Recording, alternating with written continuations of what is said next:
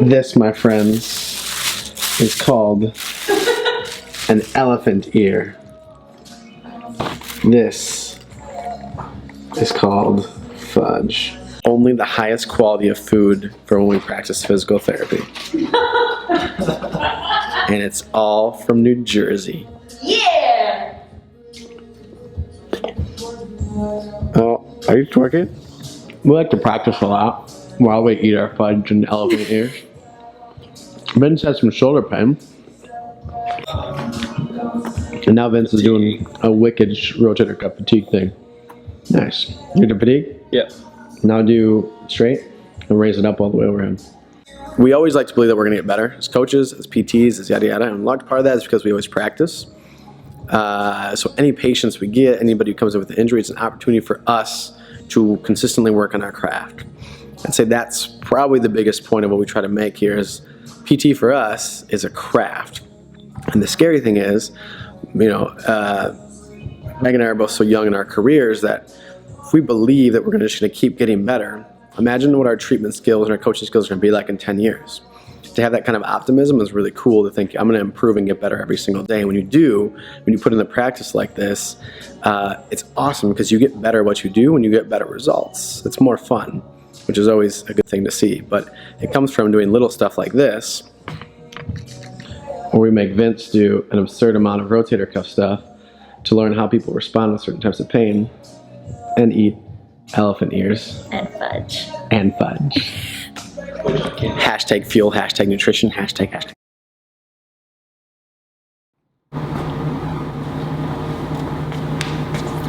All right. We've held out as long as possible for this conversation. This is like vlog 16 or 17, and we've reframed. We stopped ourselves from talking about it, but we can't anymore. We have to address health insurance and healthcare, and really, from our perspective as clinicians, stories that we hear and just the nuts and bolts of it. So we're gonna go over it.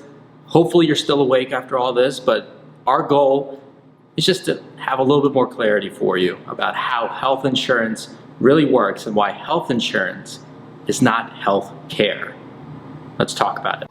So we're gonna sit down, we're gonna go back in the room, we're gonna chat about it. It's gonna take a little bit of time, so get comfy.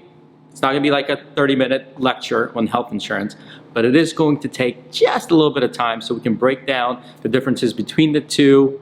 And we have our opinions. We'll let you know when things are opinions, but we'll also kind of go over some other topics, co-pays, deductibles, how they play a role in all this, and really what it all comes down to in a lot of ways in terms of price and cost.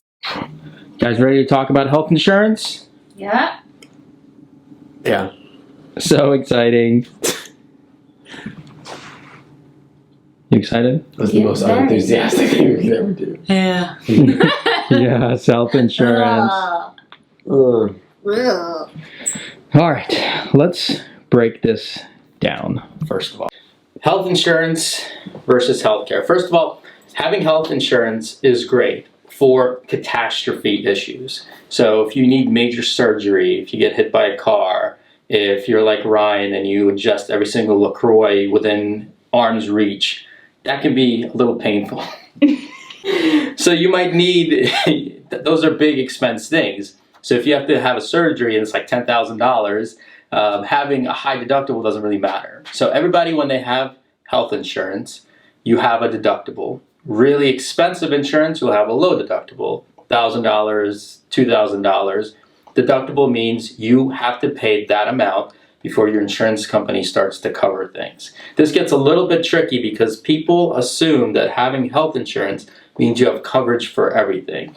And that's not necessarily the case. You might have coverage, but it doesn't mean it's fully covered. You still have out-of-pocket expenses. Here's the tricky piece here for us as clinicians. When money starts to dictate care, and this is where it becomes a gray area. So, an example, when you buy car insurance, you don't say you have car care all of a sudden. You have car insurance. When there's an issue with your car, you deal with it through your insurance, but you still have to put gas in your car. You still have to take it for maintenance. You're still in charge of your car The insurance does not care about how well your car is managed. All your insurance is there for is if something goes wrong, they do their best not to pay you a lot, right? Because it's a business. Health insurance is a business. They are big corporations. They have their bottom lines. And sure, they pay out once in a while when you have an issue, but their goal is to still make money. That cannot be lost. So health insurance needs to make money, and it becomes risk management. What can they do to mitigate risk of you having to have surgery or other issues like that? So healthcare is really on you. So health insurance and healthcare are not the same things, just like car insurance and car care are not the same things. Still there? Still following? So deductibles and copays are really, really big things you have to understand and essentially what you're going to be paying for. So for us, one, this is confusing, but two, we hate having insurance companies dictate how we should deliver service. That's, to us as clinicians, that's the worst thing when people are treated as diagnoses, as just the medical codes, because we don't work that way. So that's, for us, we went in the complete opposite direction because we don't want to deal with that for our patients, and we don't want our patients to be just statistics and be treated that way. So I'm going to kind of go over how we do things and why we believe more and more healthcare professionals are going to do this as well. This is the face of somebody who loves talking about insurance. Okay, why don't we take insurance? We don't take insurance because we don't want necessarily money or outside sources dictating what we have to do with you as a patient. The easiest example of this is if you come in with a specific diagnosis, a hip issue, in a typical PT clinic, they necessarily can't treat any other part of your body, even if it seems potentially relevant to that hip. Now there's some leeway there, but overall, if you also have a shoulder injury, plus a foot injury, plus a knee injury, those all have to be done differently. We see you as a person who has things going on that need to be addressed. We can be more encompassing when insurance is not dictating what specific feature of you we have to treat. We can talk about wellness and sleep and all this other stuff and be able to make that viable for you. All things we know have an impact on your injury or pain that you're having. So from that sense, we get more autonomy to allow you to tell us what is going on in your life, so that way we can help you better in that way and guide you towards more health and more fitness. So that's probably the largest reason. So ways we've gone around that have been to, well, one, we can just take you for regular PT visits in terms of a flat cost that you're always transparent and know. And some of that transparency we find to be extremely beneficial. You never know what you're paying oftentimes throughout healthcare. So we believe that transparency is a next step forward for the majority of healthcare and the majority of the healthcare system. In addition, if you're a CrossFit member here, we have what's called the Health Assurance Program. So we believe if you're actively working on your fitness, that you and your family, direct family members, can get PT for what we consider a copay. So all of a sudden now we're changing the game of, it isn't an insurance that's waiting for something bad to happen.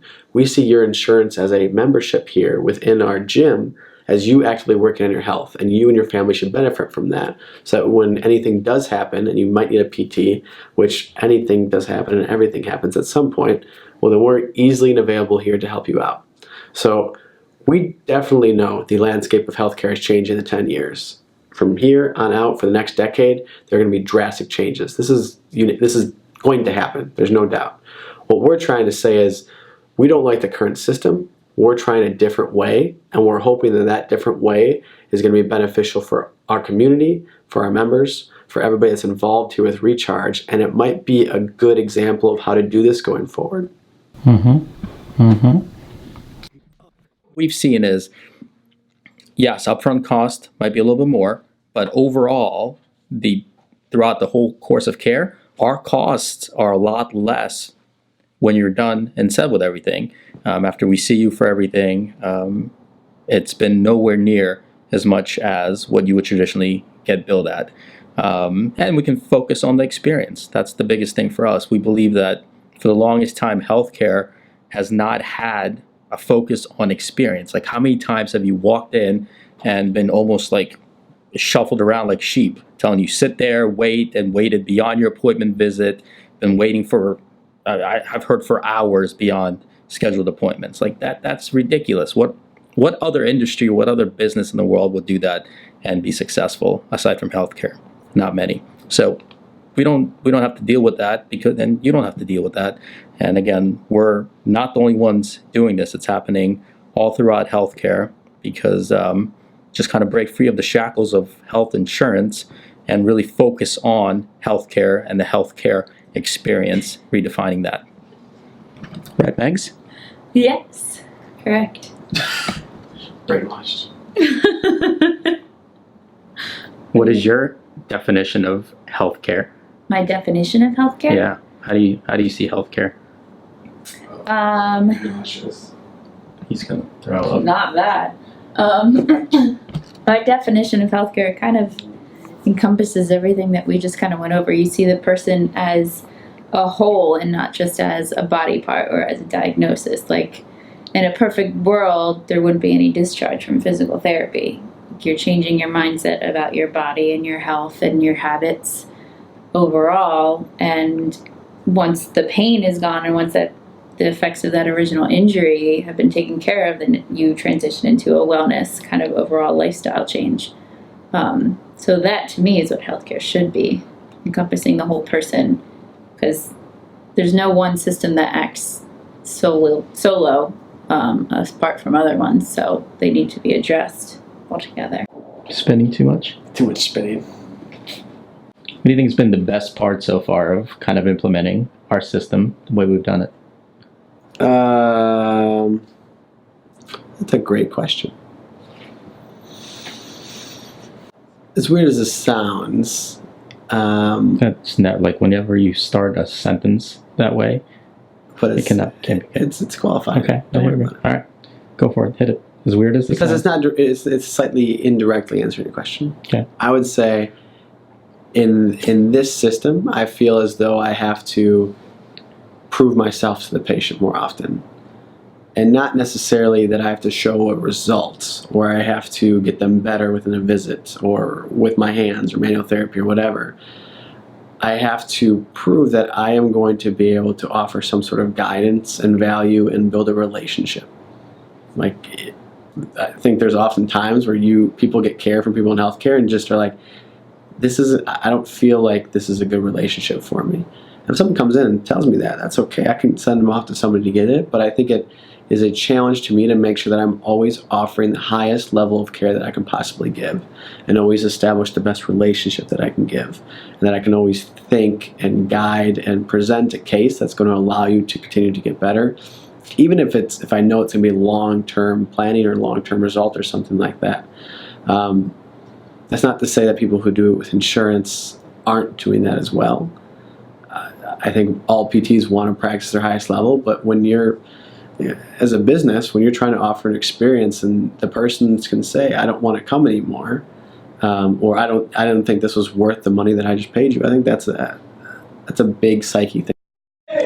That's a great point to make, that there are plenty of really good clinicians working in less than ideal systems. So this is by no means a beatdown of clinicians working with health insurance. Many have to. This model is not for everyone, and it's not easy. We have to work differently, but it works for us. We're excited for it. Hope it makes sense to you. That's it. Done. Out of our system. We're done talking about health insurance. Back to the fun stuff. Catch you again next week.